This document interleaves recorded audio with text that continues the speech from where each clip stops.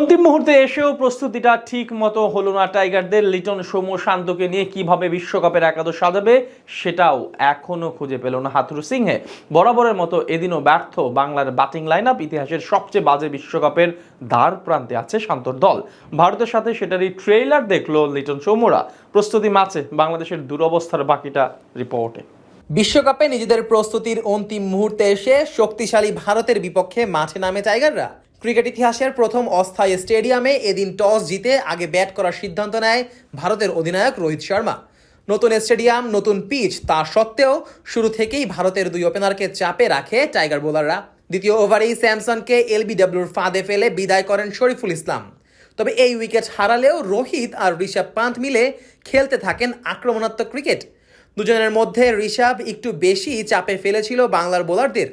সাকিবের এক ওভারে তো 22 রান নিয়ে বিপদের আভাস দেওয়া শুরু করেন পান্থ একদিক দিয়ে ঝড় তুলতে লাগলেও অন্য প্রান্তে থাকা রোহিতকে বিদায় করেন মাহমুদুল্লাহ। 19 বলে 23 রানে বিদায় নেন ভারতের অধিনায়ক। এরপর সূর্যকুমার যাদবকে নিয়ে রান তোলার চাকা চালু রাখেন পান্থ। ম্যাচের 12তম ওভারে 32 বলে নিজের 50 তুলে মাঠ থেকে রিটায়ার্ড হার্ট হয়ে যান পান্থ। এরপরই ভারতীয়দের চেপে ধরে বাংলার বোলাররা। আইপিএল মাতানোর শিবম দুবে তো বাংলার বোলারদের বিপক্ষে ব্যাটটাই ঠিকমতো চালাতে পারছিলেন না। তাকে বিদায় করেন শেখ মেহেদী হাসান। যদিও এই উইকেটে মেহেদির থেকে মাহমুদুল্লাহর অবদানটাই বেশি।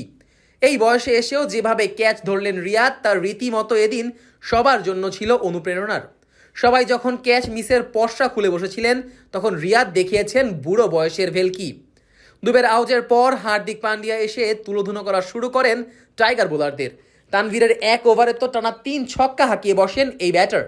তবে সেই ওভারে সূর্যকুমার যাদবের উইকেট তুলে নেন তানভীর। পরের বলেই জাদেজাকে স্ট্যাম্পিং এর সুযোগ পান লিটন। স্পষ্ট আউট বোঝা গেলেও ক্যামেরা অ্যাঙ্গেল নাকি ঠিক নেই, এমন অজুহাত দিয়ে তাকে নট আউট ঘোষণা করেন থার্ড আম্পায়ার ক্রিস ব্রাউন। এরপর শেষ দিকে এসে ভারতীয় ব্যাটারদের বেশ টেনে ধরেন রিশাদ শরীফুলরা।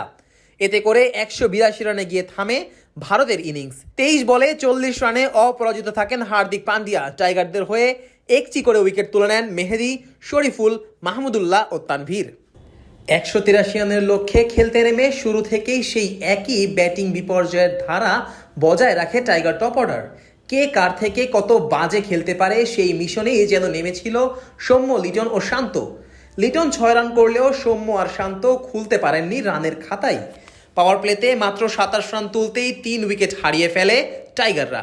হৃদয় এদিন জয় করতে পারেননি সমর্থকদের হৃদয়। তার আউটের পর বিদায় নেন তারই বন্ধু তানজিদ হাসান তামিমও। কেউই যেন কুল কিনারা খুঁজে পাচ্ছিলেন না ভারতের বোলারদের বিপক্ষে। 2 সিনিয়র চেষ্টা করলেও সেটা আর যথেষ্ট ছিল না জয়ের জন্য। ম্যাচ হারতে হয়েছে বেশ বাজেভাবেই।